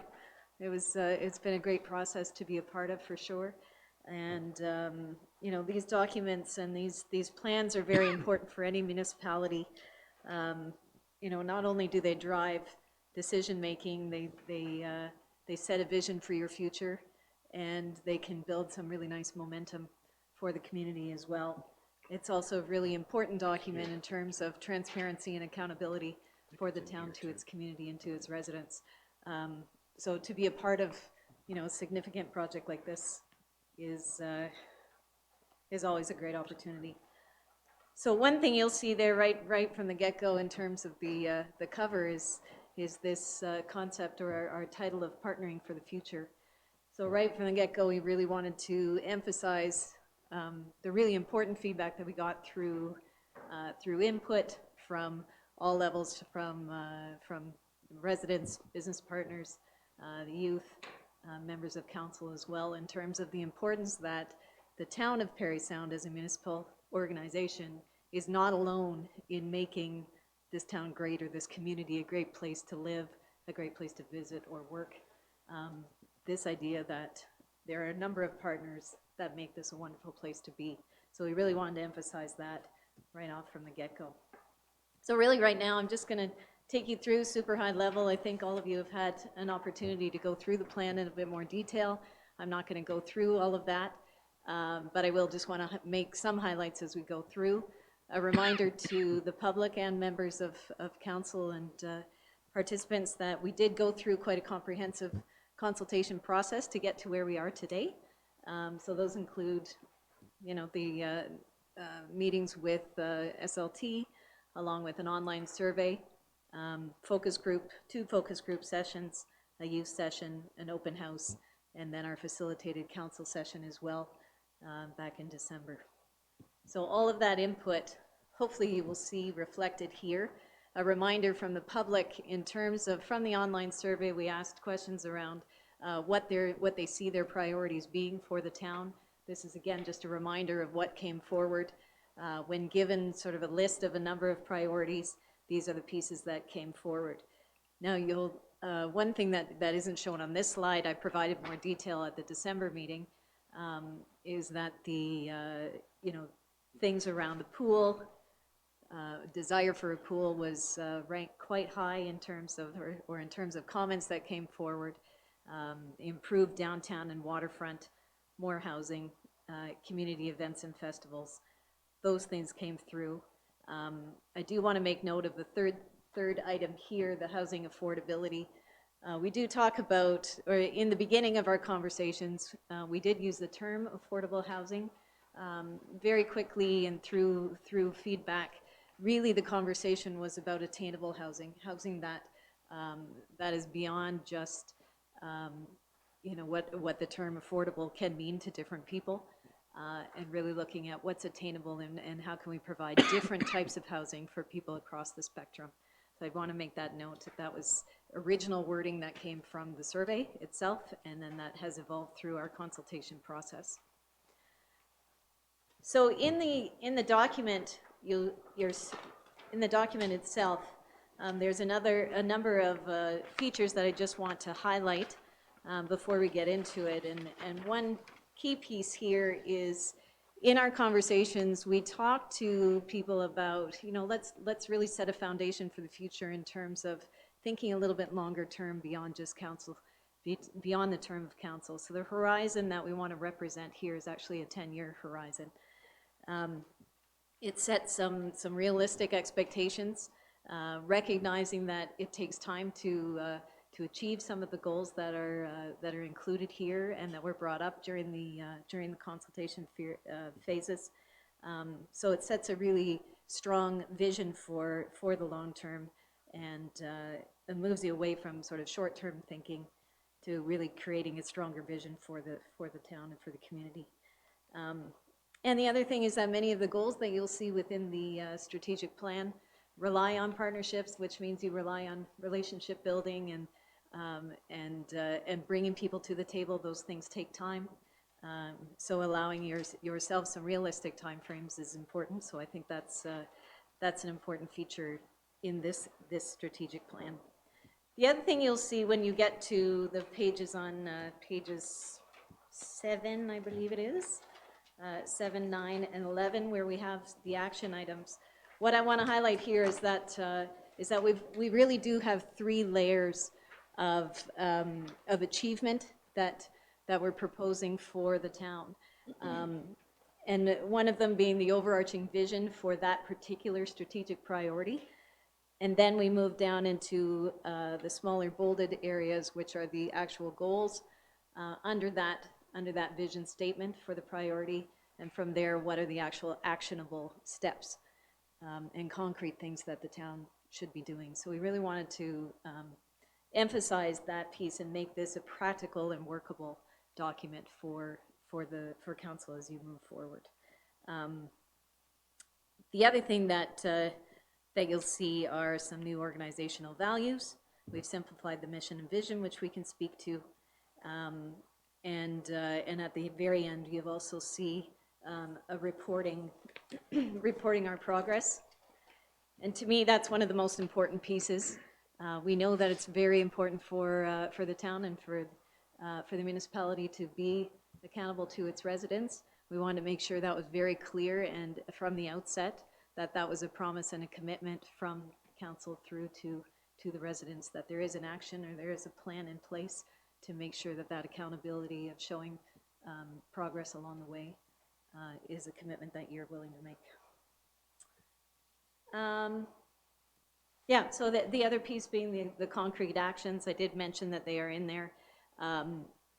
In past strategic plans, at least the one that we've spoken with or seen in the past, this edition, hopefully, again, it speaks to accountability and transparency. And I think one thing that stood out for me when we did our facilitated session with council, you brought up, when I reported back what we've heard from the community, many of you said, yeah, we've heard this before. We're not surprised by some of this feedback that we've seen or that we're hearing. And hopefully with a plan coming forward that has concrete actions for you to be able to now show progress concretely in terms of what you are achieving as you go, will help address some of the things you're hearing from the community and show that you are actually making some progress there. So the simplified vision and mission really is taking what you've had already. We hadn't gone through a full process to really revamp a vision and mission. That would be at your direction if that's something you wanted to go down or a road you wanted to go down. For now, really was just trying to shorten it up. We want vision and mission statements to be something that people can actually remember if possible and share easily. So this jewel of Georgian Bay focused on opportunity, growth, and healthy living. Just less words, really, was the focus here. The other piece that we didn't get to in the December 17th meeting, but what helps rally people around or rally staff around a strategic plan or for the organization is really setting out some clear values. Now, senior leadership, along with the management team, worked together to come up with some values for the town that could be used to really guide not only decision making but really the actions and your interactions. So it sets a bit of a benchmark in terms of who are we, who do we want to be as an organization, how are we going to treat each other, how are we going to treat our community, and so those are integrated as part of the strategic plan. What is nice about these is that they give you an acronym of CHART in terms of charting a course for the future, and again makes that easy to remember as well. So the strategic priorities themselves, what came through is really core themes around 3 particular areas of economic growth, organizational excellence, and quality of life. So these are strong themes that were brought forward time and again. And under economic growth, we see, well, you can flip to the next page as we dive into each of the 3 priorities that are represented here.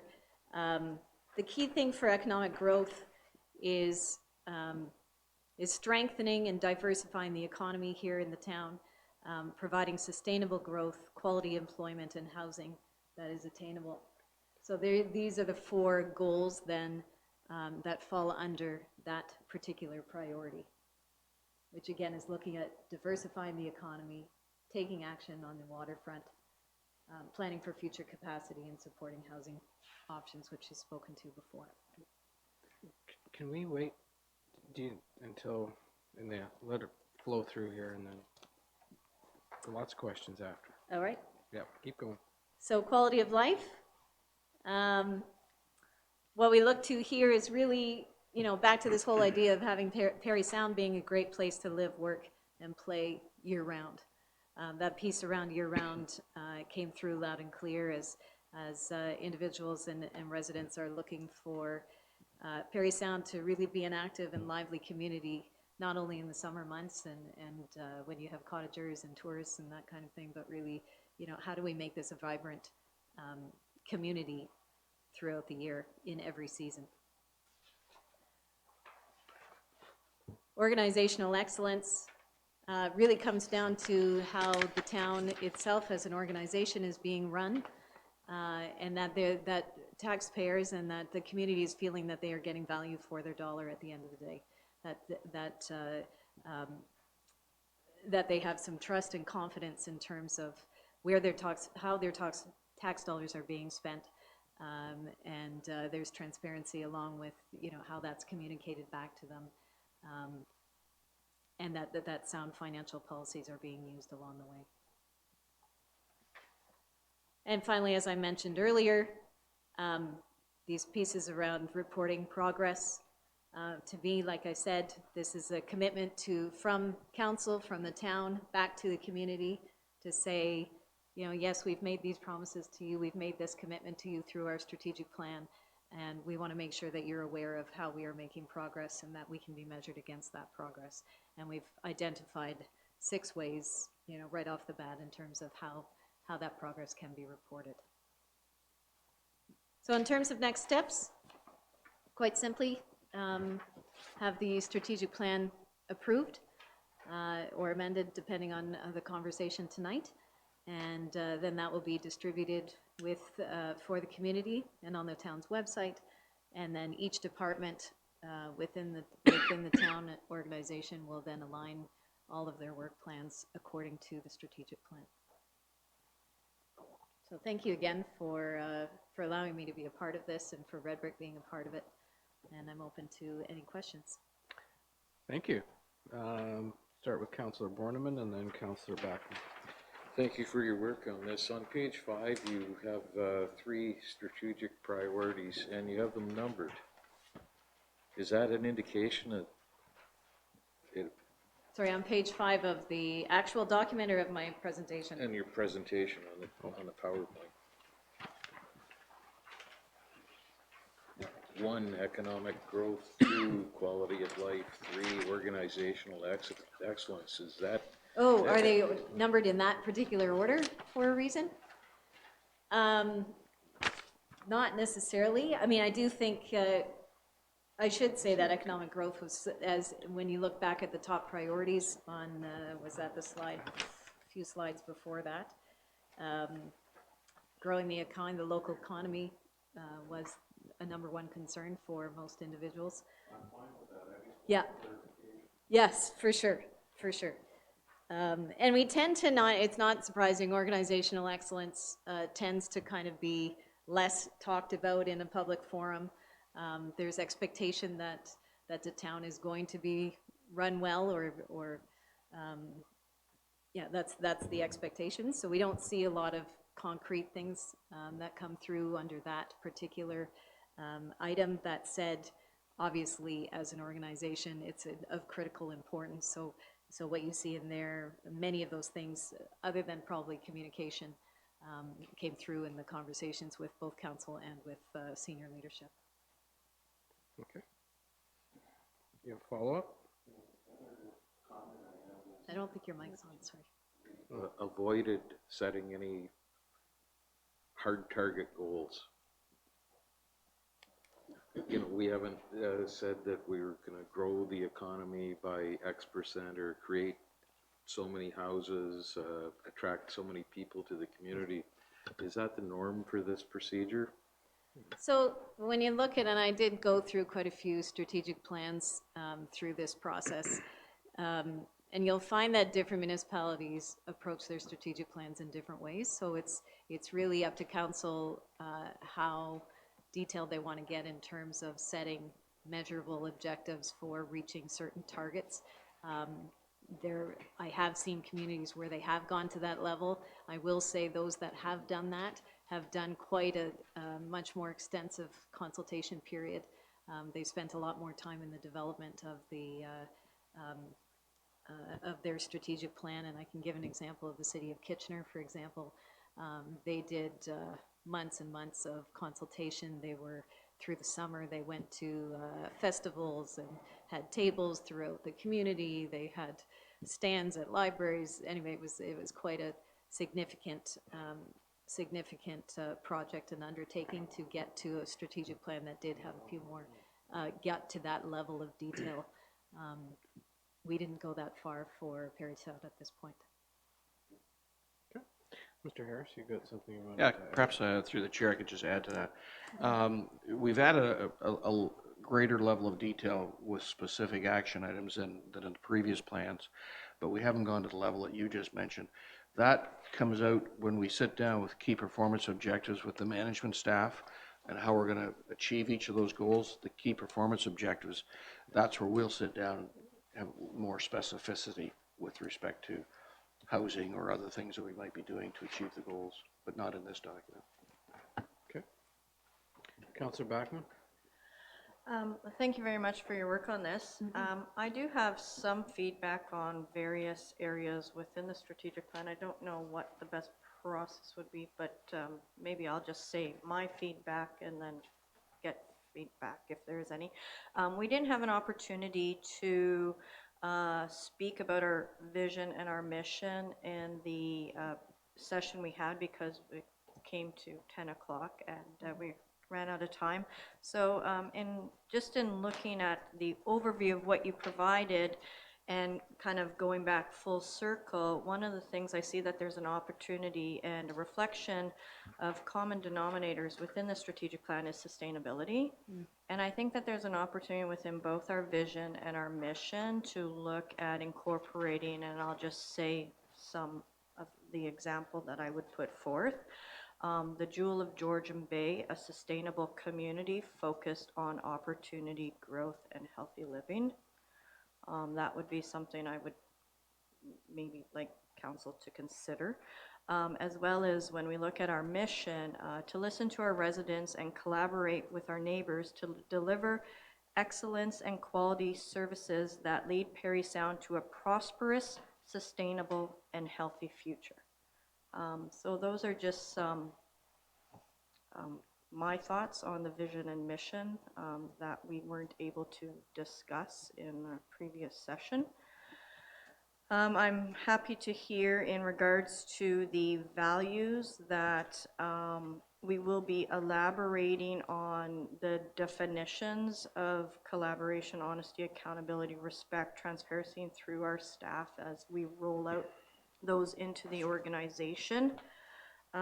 Moving on to page 5, one of the key factors under quality of life, Parry Sound is a great place to live, work, and play year-round.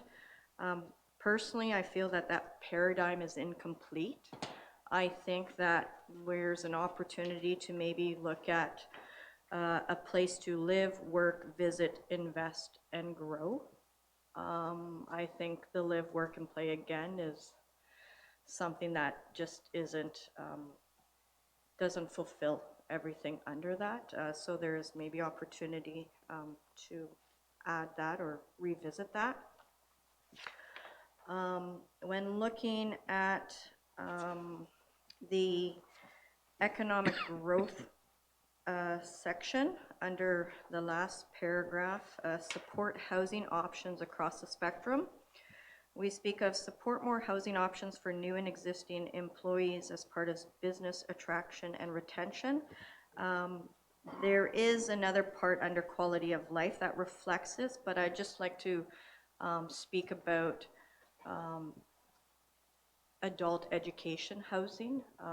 That, again, I don't know if that falls into business attraction and retention or if that is something that, but student residents, I think that there is opportunity for us to consider working with, facilitating with partners in the future. And then just having, then going into the quality of life page. The first item says develop a recreation master plan. It should say develop a master recreation, culture, and parks plan. And then the last point on that quality of life page, it says promote post-secondary education. So it says advocate retaining post-secondary education in Parry Sound, and maybe there's opportunity. I don't know if that's where the housing component comes in, but they seem to really, the two tie into each other. And I think that is really the only comments that I have. Okay. Any other? Oh yeah, Councilor McCann, sorry. I've been second questioning myself as to whether I should ask this question. So forgive me if I sound like I'm being a little facetious here, and I guess I'm just playing the part of the advocate here. So economic growth, Parry Sound will be development ready and will strengthen and diversify its economy to provide sustainable growth, et cetera, et cetera. So what comes first, the growth or the development, or being in a development ready status?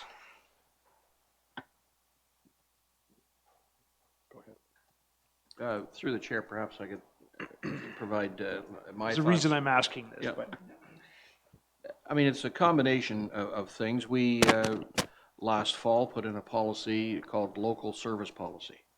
So if a development was to happen on a particular road and there was some upgrades required on the infrastructure outside the particular land that's being developed, that policy guides us and says what costs will be borne by the developer and what more costs might be borne by the town. That's part of being development ready. We don't have to figure that out the day somebody shows up and wants to develop. We've already put our mind to it. We got the policies in place, and people now looking at buying property, look at those policies that are in place and understand what the town expects the developer to pay or not pay, what fees are in place. So that's part of being development ready. A couple of years ago, we did a study on Great North Road. When we thought that the waterfront might be developed, there was discussion of a casino or a hotel complex. So we didn't do the work to upgrade the water and sewer on that street, but we have a plan ready to go. The design has been done when development happens, because oftentimes the design takes a long time to complete. So that's what we mean by being development ready. But you got to be careful that you don't go too far down the road and spend a lot of money and commit a lot of money, because development happens, it's based on the market and the landowner, and we don't have a lot of control over that. So we don't know where development may happen, but we've got policies and it's an attitude as well as being development ready and facilitate when it happens. okay, well, I understand what you're saying, and that's a good, fair answer. And because I think growth stimulates more growth, but what comes first, the chicken or the egg? And we've in this council and the last council, when we've talked about some of our wish list, we know that infrastructure costs money, and where does that come from? And that's kind of what I was asking. So, how do we get this ball rolling? Because I certainly believe in this area, and I think that once it starts to grow, it's really going to take off. Whether we wanted to or not, I believe that our day is coming. So that's why I asked, what comes first, the chicken or the egg? Maybe both. I think it's a balancing act. We don't want to extend ourselves thinking something's going to happen and it doesn't, and we've made financial commitments, and then it's going to happen over here in another part of the town, and we have to then invest over there. So it's a balancing act, but a lot of it, a big part of it is setting out expectations so people wanting to develop in town they're not coming into a vacuum where they have to guess what charges might be. Right now we don't have development charges, but they know that. And a lot of it is just having a clear idea of what's the expectations of the town and how quickly will we respond. Are we a pro-development council? Or are you a pro-development council? Those things make a big difference, and this council is, and this document certainly I think, sets that out. So someone coming into town to develop, right off the bat, knows that this council supports development. They're not going to be putting up roadblocks unless, roadblocks required for some. Okay, great. Thank you. Councillor Keith? Yes, I wanted first of all to thank the Red Brick Company. It's certainly, there's been a lot of work here, and also as presented already, basically there's been 7 opportunities, although there were 6 pictures, one was 2 groups, so there were 7 opportunities to have input from various community groups, including council, to get an idea for this strategic plan. What I liked about the strategic plan that's presented here is it's bright, it seems to me it's really clear. The 3 areas, the strategic priorities, are placed in a circle. So even though it's one has marked 1, 2, 3, we know just as life, things go around in a circle, and so it's flexible. It's moving all the time, like a strategic plan is. It's a living document that keeps on changing and keeps on massaging. So it seems to me, even in how it's presented here, it cannot be so tight that we do not have room to grow and have change or adapt, because we know no matter how much you plan, things come in to your community, and you have to be able to change and adapt to that. So I see this strategic plan that we have here is really showing that ability.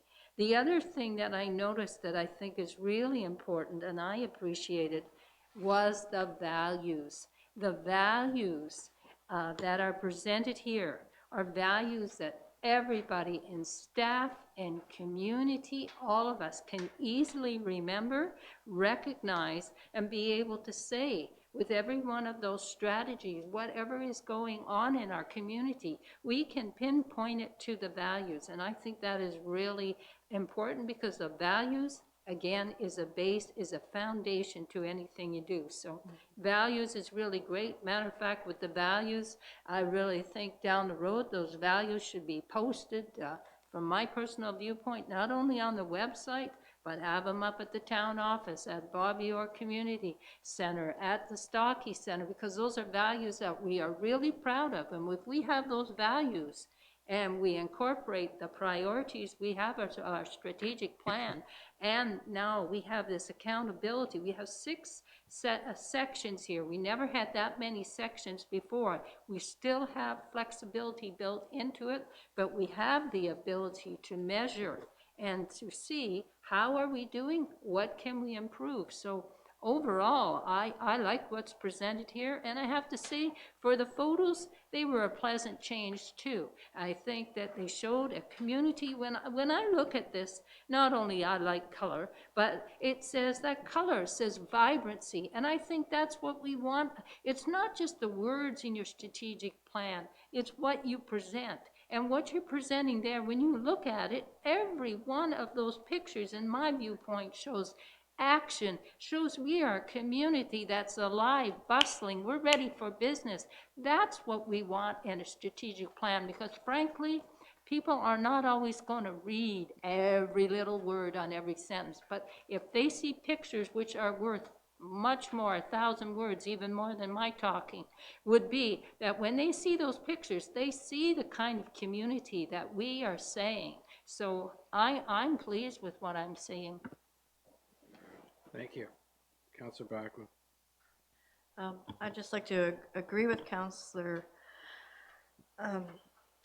in respect to this document being very fluid. I really like that approach that we have taken in this strategic plan. And I'd also like to just go into the comment that Councillor Borneman made in regards to the ordering of some of the items that we placed. One of the things that I think with moving forward with accountability would be to determine what is short-term, mid-term, and long-term actionable items.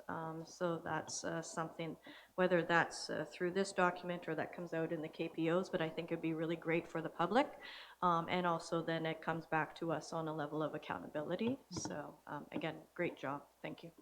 Thank you. If I may just make a quick comment back through you, Your Worship, I just want to do a photo credit. I think you're absolutely right. You have some stunning photos that are included here, and we were very fortunate to have access to those. So there is a photo credit on the final page, but I would like to put that credit forward to both Tom Morrissey and Sonia Felsman. Thank you from iSpark Solution for helping us put this together. Thank you. Good. Councillor Borneman, then Councillor Keith, and then. Well, it's my understanding that this has only been available on the website for review since Friday afternoon. Is that correct? You'll have to. When the agenda was posted? When the agenda was posted, yeah.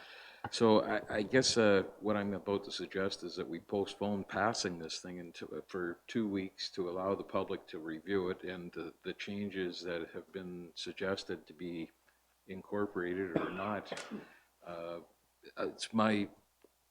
think our experience here that it's only after official plans and zoning bylaws and such get passed that people start to pay attention. So I don't really think that 3 or 4 days is much of an opportunity for someone to have had opportunity to review this. So, and I don't think there's any fire here either. No, I agree with you that, we can take a look at the comments that have been made here tonight and, and bring it back to the next council meeting.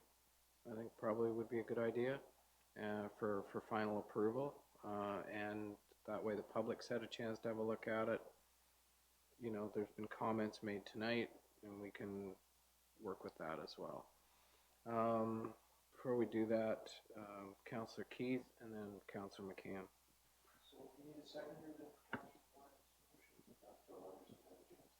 I want to finish the conversation first to make sure that everybody's had that for tonight. So we have Councillor Keith and then we'll... Well, I think now I'm seized with making a comment in respect to Councillor Borneman's comment rather than my comment that I had my hand up initially for. Because has he not moved now? No, he hasn't moved anything. He hasn't moved. He's just making a suggestion. Okay, making a suggestion. Okay. I was just going to add for the key performance indicators, as I recall when we've had strategic plans before, the key performance indicators, each time they were brought back to council, they would also show the short term and the long term, and where the measurements and where we were. So that also made us clear on, are we going forward in that strategic plan in the direction we had intended, or where we're going awry. So I just want to make clear that that is shown also publicly at that time when we have those reviews. The KPOs. Yes. Yeah, exactly. Yep. Did you have anything else you wanted to add? Oh, okay. All right. Then a suggestion has been made to postpone this to the next council meeting. I need a mover and seconder. Councillor Borneman and Councillor McCann had his hand up as well for that. And we're all good with the next council meeting? Okay. All right. All in favor then? And that's carried. Thank you. Thank you. Might have been okay to pass it tonight, but I think we do need to take into consideration what everyone else has commented on and give the public an opportunity. But from myself, you've done a fantastic job, and as Councillor Keith said, it's very bright, which is nice, and I think that will draw people in to give it a read, which is good. Yeah, my hope is that it sets a tone now and like you said, builds momentum now going forward. Yeah. Thank you. That's good. Okay. So the next meeting is what, February 18th. Next meeting is February 18th. Okay.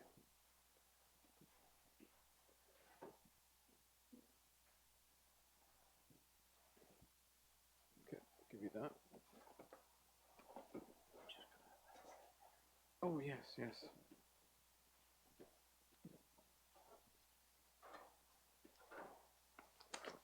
Okay.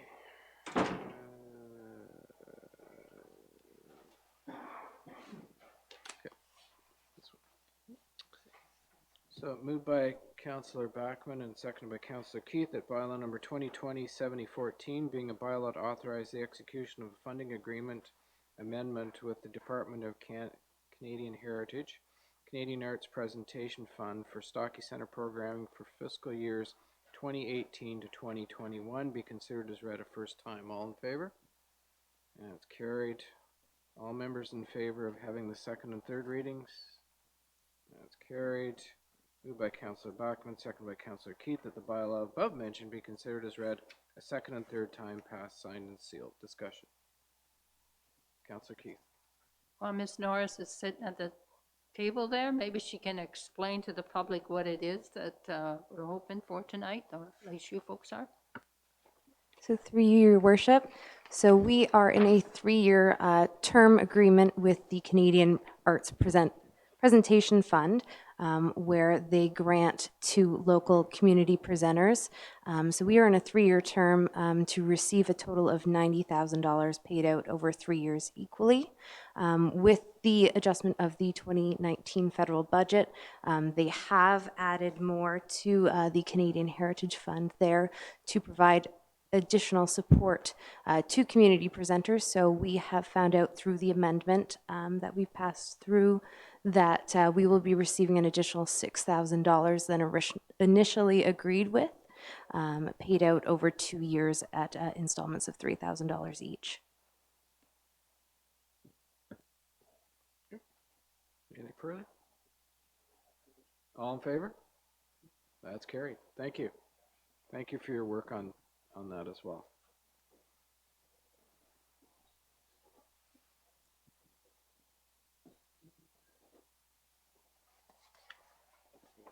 Do it when I'm done. It's only the light bylaw night. Okay. So moved by Councillor McCann, second by Councillor Borneman, that bylaw number 2020-7015 being a bylaw to confirm the proceedings of council be considered as read a first time. All in favor? That's carried. All members in favor of having the second and third readings? Carried. Moved by Councillor Borneman, second by Councillor McCann, that the bylaw above mentioned be considered as read a second and third time, passed, signed, and sealed. All in favor? And that's carried.